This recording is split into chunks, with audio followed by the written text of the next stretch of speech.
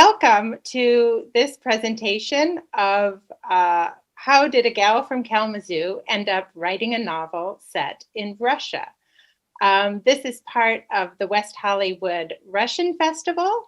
And before I get started, I just want to thank the organizers for including me in the program.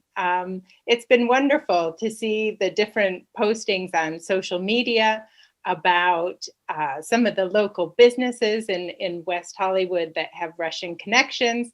And today was a very dreary day in London. So I took a little break from some research that I was doing, and I watched the wonderful virtual tour of West Hollywood and learned a little bit more about some of the architecture and the connection to the Russian-speaking community there. To be honest, I had no idea that West Hollywood had such a large Russian-speaking diaspora. And so it's wonderful to learn more about it and to see a little bit more, to have a little bit of sunshine coming from West Hollywood into London. So today, as I said, my name's Molly Gartland, and I'm the author of The Girl from the Hermitage. Today, I am going to be talking a little bit about my experiences in Russia and how they influenced my book.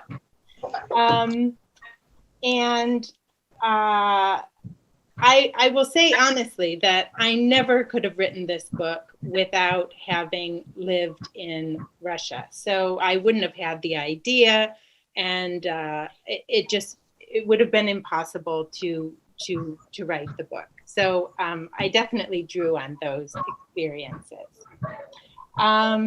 So I'm going to talk a little bit about that. I'm going to read a little bit from the book as well. And there'll be time for questions at the end of the session.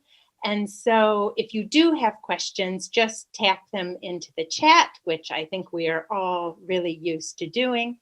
And you can, I'll try to answer them as best as I can at the end of the session.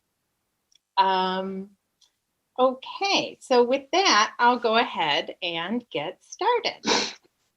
So as the title implies, I grew up in Kalamazoo, Michigan in the 70s and 80s. So during that time, I never met a Russian.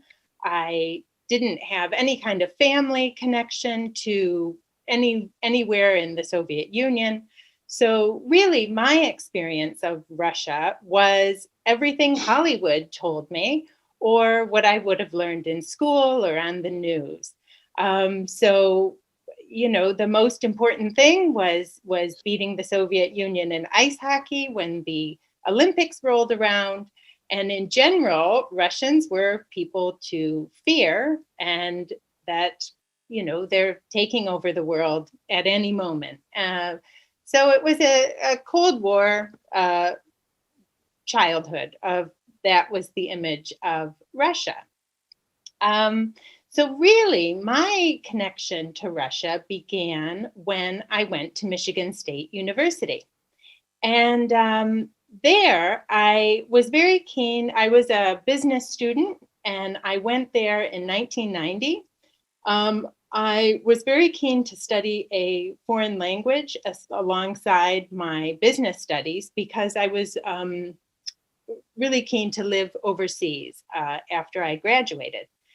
And I was hoping to continue my French studies, and the class that I needed was full, and the only classes available were either Russian, Japanese, or Arabic. And in that moment, I just ticked the box and signed up for Russian. So without really thinking about it or considering it for a long time period, I just ticked the box and went with it. And it's that one box that I ticked, it has significantly changed my life. We can fairly say.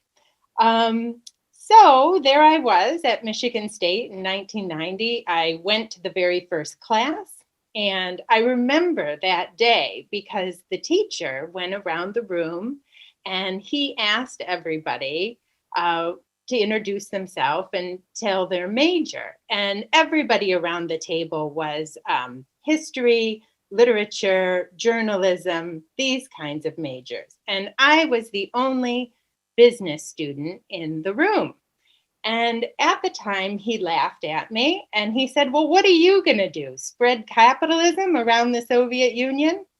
And I, it caught me off guard when he said this, because I hadn't really, I don't know. It was just a awkward moment when he said this. Um, and so there I was studying, and then things changed significantly in the coming years when the Soviet Union ceased to exist, and Russia, and many changes happened, opening it up to business possibilities. So suddenly it wasn't so crazy that I was a business student sitting in a Russian class. Also during this time, I became very involved with a student organization called Isec, and that is a French acronym.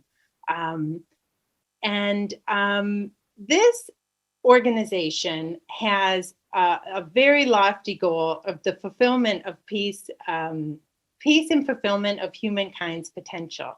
Now, this is a huge goal, and this is largely done through fostering international understanding between people. And this organization became very important to me. And I took on various leadership positions, and I got very involved with it. And it was through this organization that I came to learn about a possibility of working in Russia. So this was a very important organization for me. But before I get into that, in '93, I had my very first trip to Russia. So I studied one summer in St. Petersburg. So that was my first experience I had met some Russians at university through the language classes, but this was my first experience of actually going there. And at the time in '93, it was an eye-opening experience, because when I got there, it was a country in a very difficult situation economically. It was struggling at that time. So this was not a country that was about to take over the world, or even that it just didn't seem like it should be feared on the level that I had been told throughout my childhood. So it made me realize and ask a lot of questions of maybe there's more to this country than what I've been told growing up. And it made me question a lot of what I was told as I was growing up. And alongside that, the historical aspect of Russia as well, particularly when it came to the Second World War. And in history classes when I was growing up, Russia was scarcely mentioned in discussions about World War II. And of course, going to St. Petersburg, you get a much different view of the war than what I would have grown up with. And again, so this was just all part of the growing up and learning more about the big world. And I think all countries are like this. You know, as students grow up and start to travel, they just see the world from many more perspectives.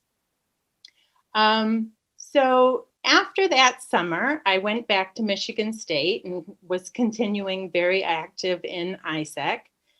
And it came up through my network of Isec friends that there were two Isec alumni who are American, and they had started a courier service in Moscow.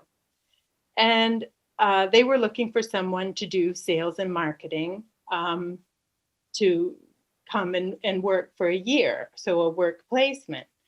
Um, and at the time with Isec, many of my friends were going on work experiences all over the world.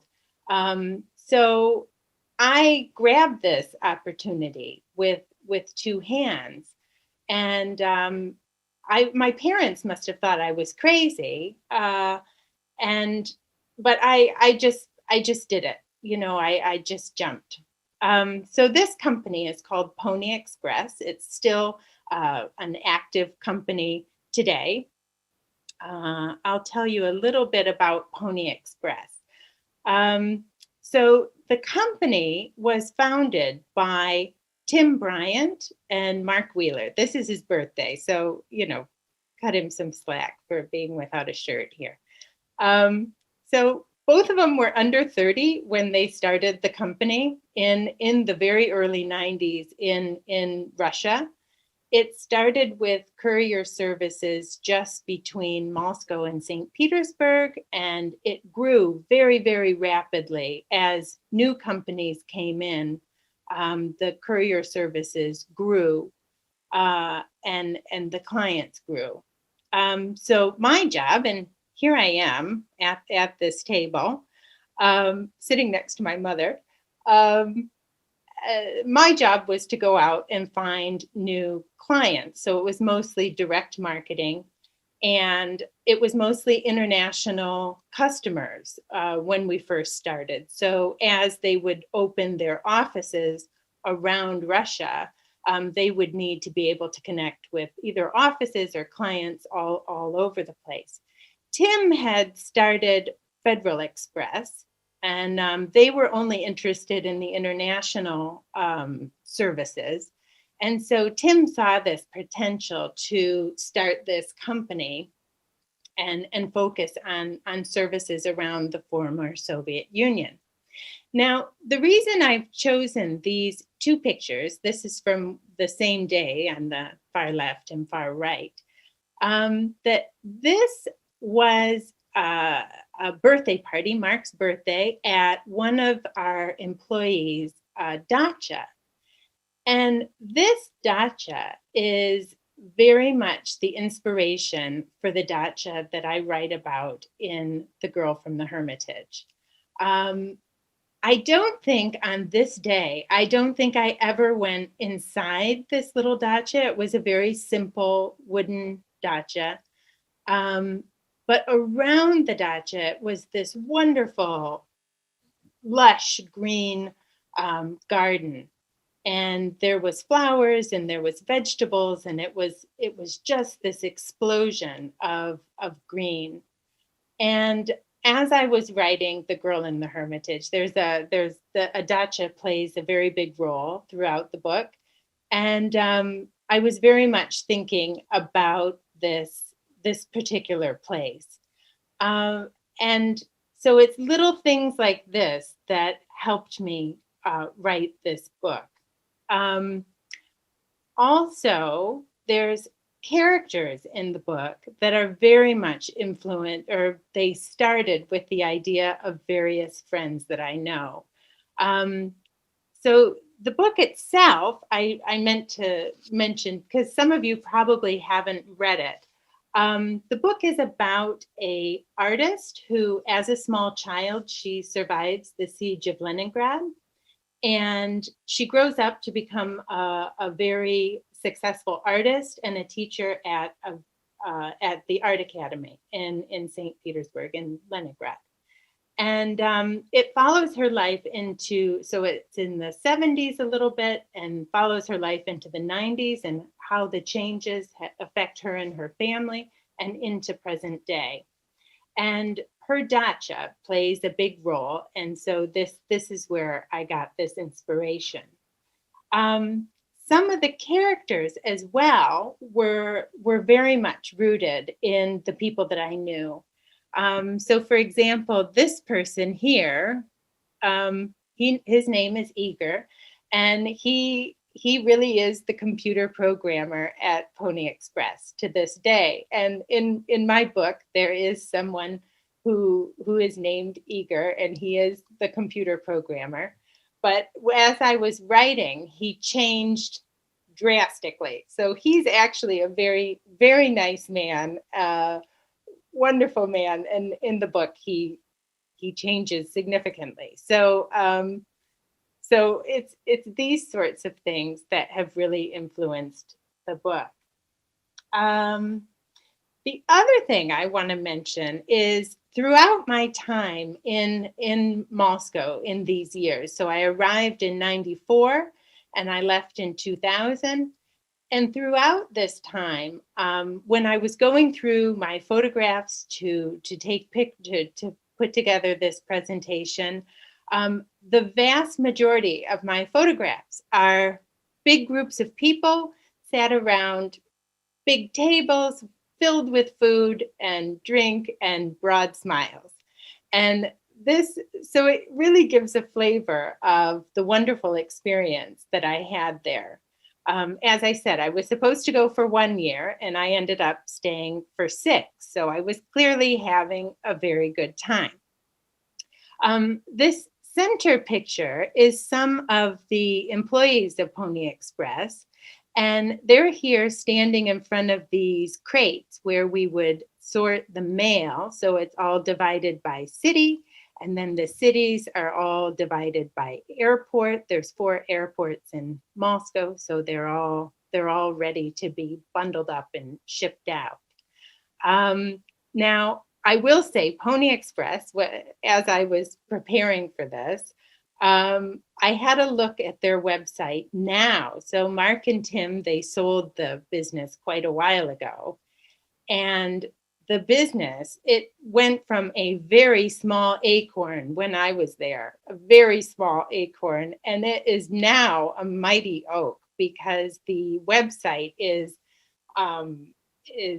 just very glitzy, glamoury, and the website itself is in Chinese, Russian, and English. The all sorts of great pictures of the inside of their warehouse, which is, it isn't something like this. It's something much, much more glamorous. So it's wonderful to see that this company has gone on to be such a success after this time. But it started very, very modestly. While I wasn't working, I also had lots of different Russian friends. And as I said, lots of pictures of crowds around tables having a good time. Here I am again. And many of these characters, again, I either used names or descriptions that helped me create these characters in the book. And additionally, my friend Natasha's mother, Nina Ivanovna, she just happens to be born in the same year, 1933, as my heroine in the book. So whenever I would get stuck and I wasn't sure what my heroine, Galina, would do in my book, I would think about Nina Ivanovna, and I would just imagine what she would do in a certain situation or how she would respond. And I probably even called Natasha a few times and asked her, what do you think your mother would do in whatever the situation was? So again, this is I have such fond memories of my time in Russia. And so while writing the book, I just feel like I really reconnected with that time. And also, I think when I was there and I was having a good time and meeting all these interesting people, I don't think I fully appreciated the monumental historical changes that were going on in the country. And in the process of writing this book, I definitely came to think about that topic much, much more.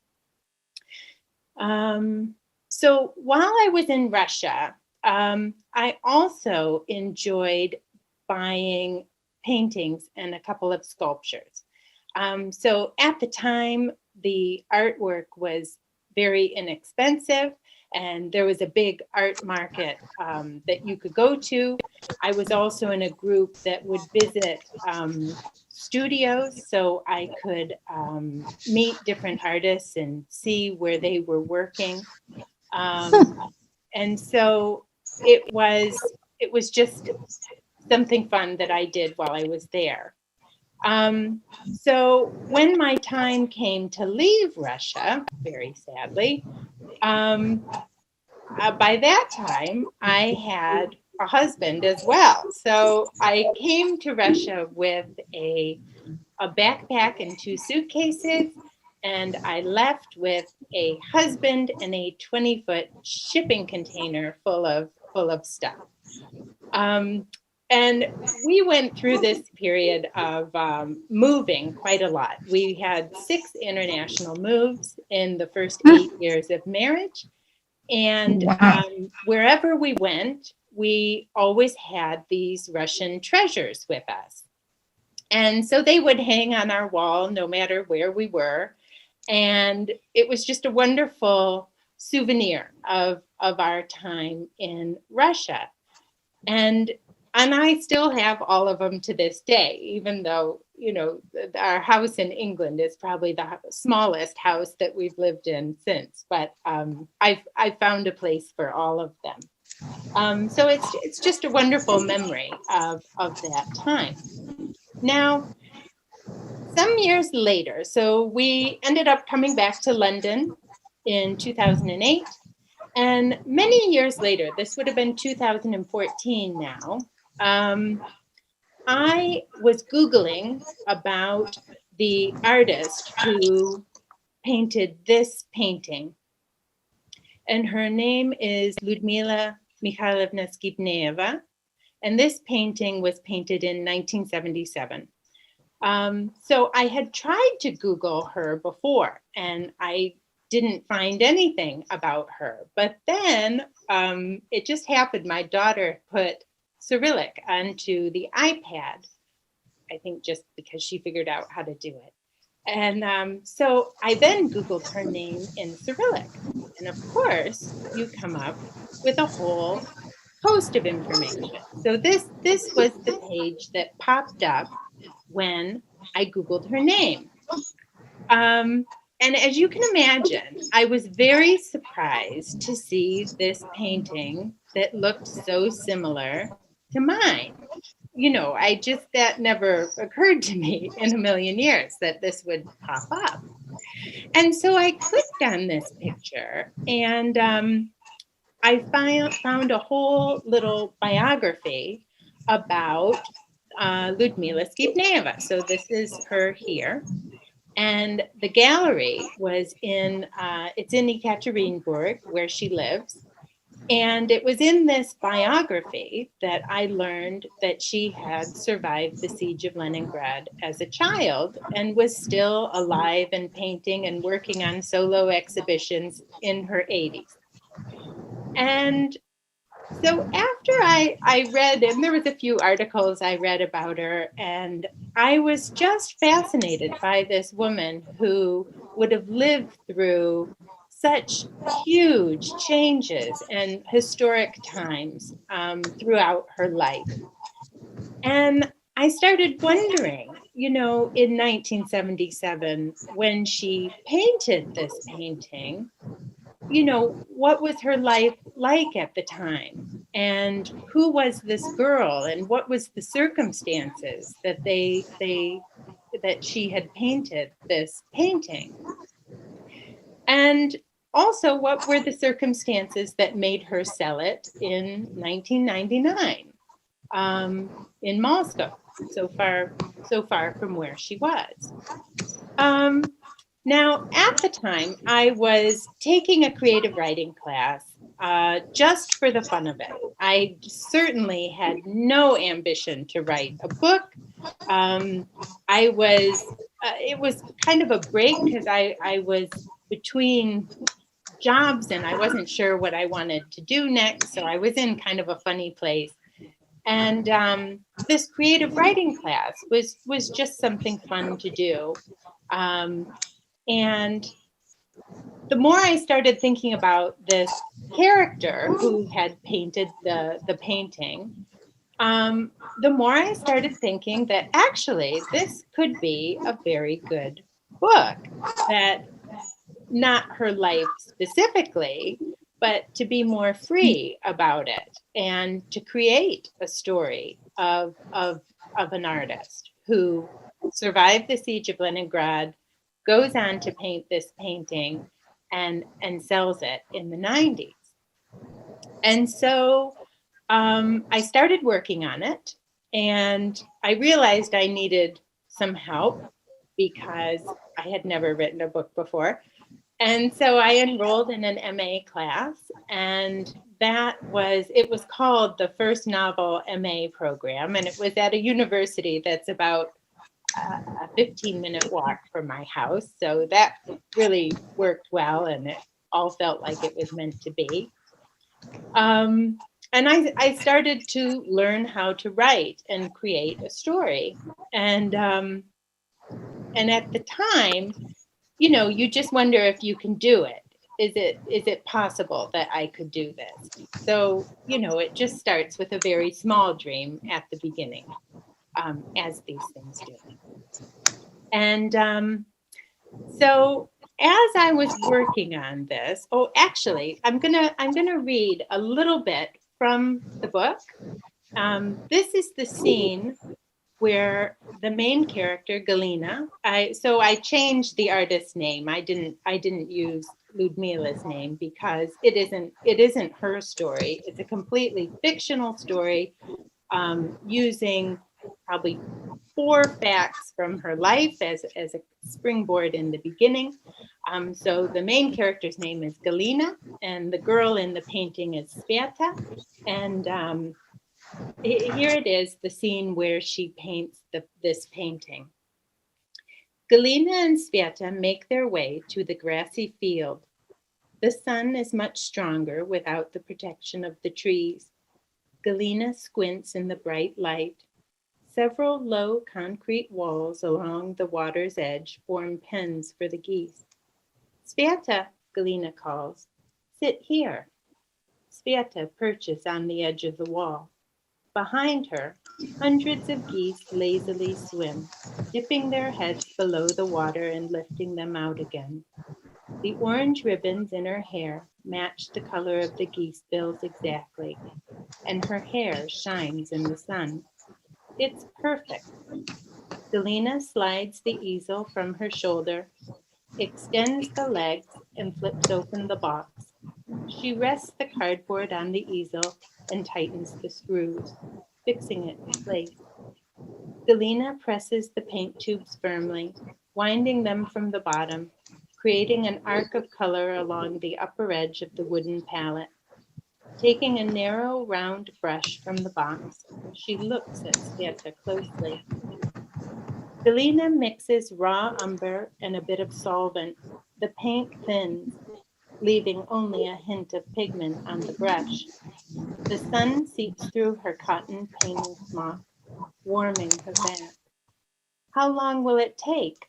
Asks Sveta sweetly. We'll take a break for lunch in an hour. Just try to relax. Should I smile? You don't have to. I'll tell you when I'm doing your face. Her brushes dance, partnered with the symphony of the squawking geese. The languid ebb and flow of their movements put her in a trance as she focuses her attention on the emerging portrait. Sveta, peaceful and innocent, sits with her hands folded on her lap. Galina wants to capture the freshness of childhood, the simplicity of the moment, and the promise of the future. So that gives you a little flavor of what the book is like. Also, I will say with when I started writing, I did see this as a story that would give particularly Western readers a glimpse into Russia, the Russia that I had seen.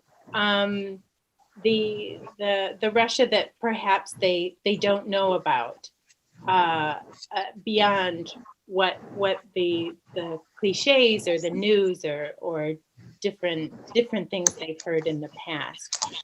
And this idea, I think it really does link back to my experiences in Isec, because that was the whole purpose of Isec, was to foster international understanding between people. And so I feel like this book is a bit of a next step along that path.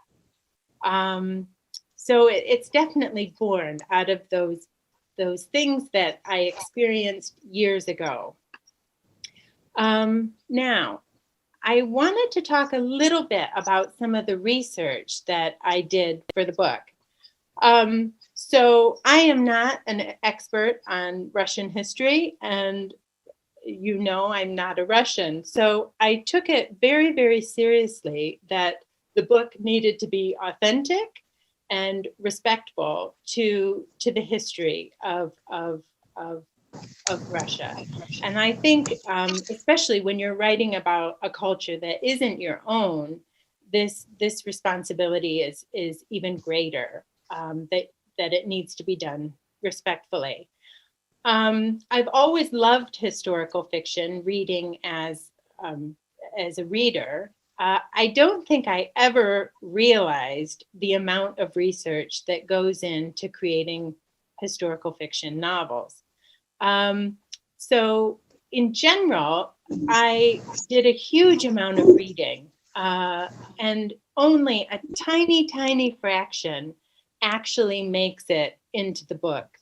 A lot of it is just background reading that gives you a flavor of the time period. But I found the nonfiction reading that I did for this book really, really important, and it gave me lots of different ideas for plot.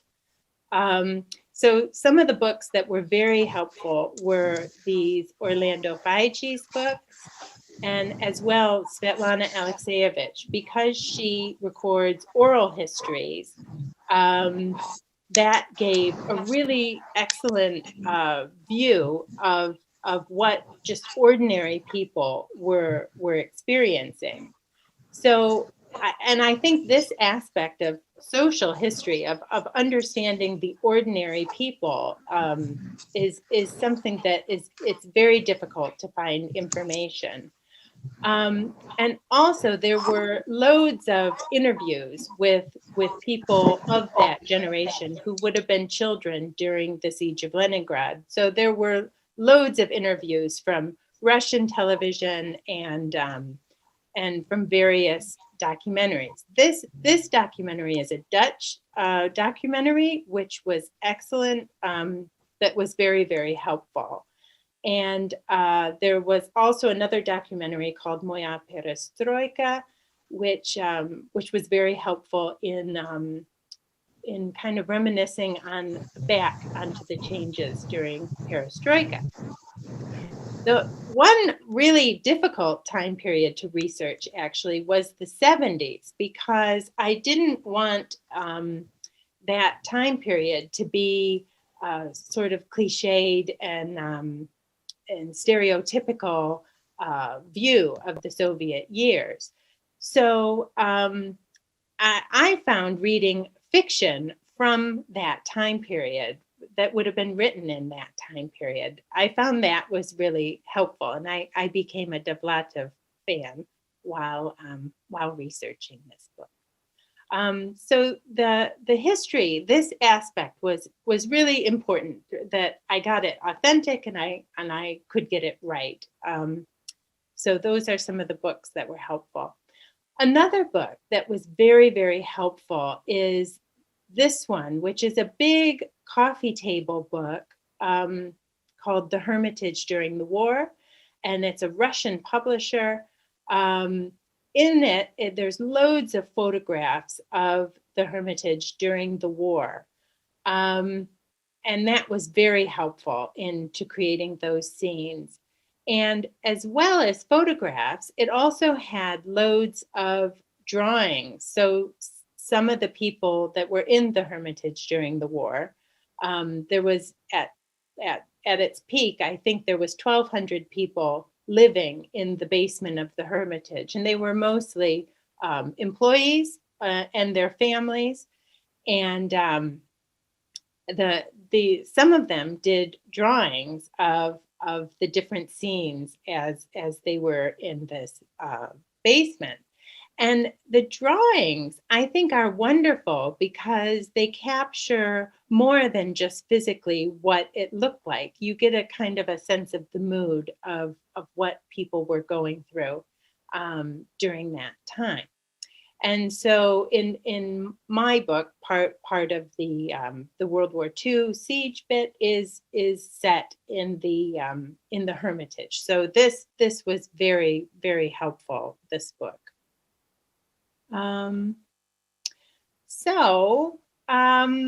This is coming to the end of my presentation. Just gonna check this. So once I got the book written, it then became a task to get it published. And that, again, when I started this project, I had no idea of what that would entail. The traditional route to publishing a book is you find an agent, and then an agent will find a publisher. But in my case, I really struggled to find an agent. And by this stage, you can imagine, my heart was really set on seeing this book come into print. And so it was very frustrating that I was struggling to find an agent for so long. And even though the book, it was listed for several prizes that were for manuscripts for unpublished books. And so it even was listed for 4 different prizes on long lists and short lists, but it never, I just couldn't find an agent. And so I then decided to approach independent publishers and they're publishers who don't require the author to have an agent. And it was through that process that I finally found my agent, Lightning Books. And from the very beginning, it was a wonderful match because the editor really understood the book really, really well. He understood what I was doing. So working with him, it was great because he didn't make huge changes to my book. So the editor, Simon Edge, was wonderful throughout. And I think the publisher, they did a great job on the cover. So it's all worked out really, really well with this publisher. And also, again, I had no idea what it would be like once the book was published. And one of the things that happens is people start to review the book. So there's a huge community of bloggers who write reviews of books. And I'll be honest, I didn't even know that these people existed before I became an author. But one of the women that reviewed my book, her name just happens to be Galina, like my heroine. And she is of Russian heritage. She's here in the UK, but it's somebody I've never met. And when she read the book, it really touched her because she saw her own family in the family that I was writing about. And so when she wrote this wonderful review about how much it had touched her reading this book and how many memories it brought up for her, she then created this gorgeous collage of the book with these items around it. And I don't think I had been really prepared to hear from people and from readers. And every now and then I get an email from a reader who just writes to say how the book has touched them. And it's really wonderful for an author. And in my case, particularly when it's a Russian person, it is even better. And I always say that a wonderful review from a Russian is worth 10 good reviews from anyone else. And it just makes me think we got the book right, and that it is authentic and it rings true for people. And that's very heartwarming. So I think that is nearly it. I hope you enjoyed this presentation about some of my influences and my experiences in Russia. I can open the questions now. So if you have a question, you're welcome to unmute yourself and just ask it, because I don't think we have a huge number of people. You're welcome to either unmute yourself and ask a question, or you can put the question into the chat. Either one. Are there any questions?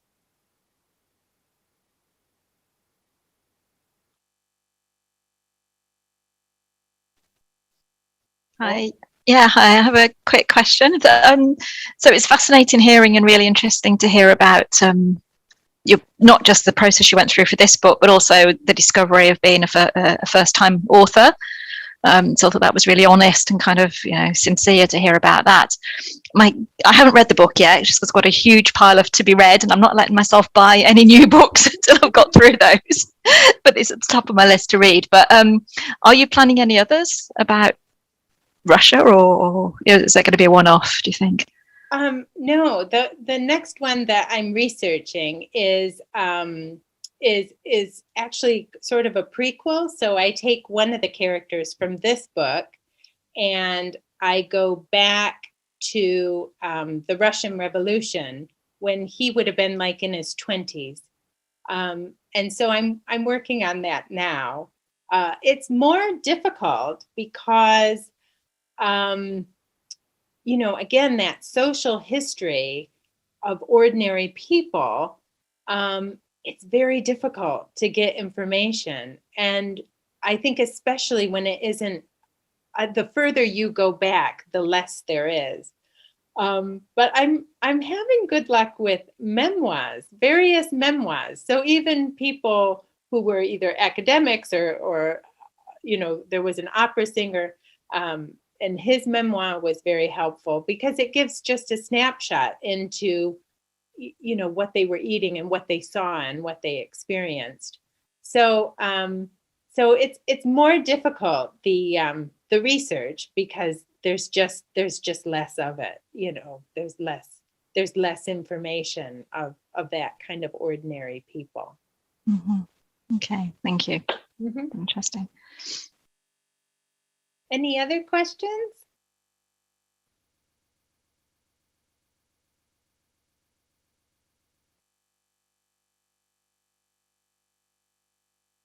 Well, we can end it a bit early if we'd like. It's been a great experience, and I'm so glad some of you could come. And I'll have a recording on my website as well. So I think some of the people who registered, they didn't make it today. So it'll be on my website. I think as things open up, everyone has more things to do. So it'll be on my website. Were there any other questions?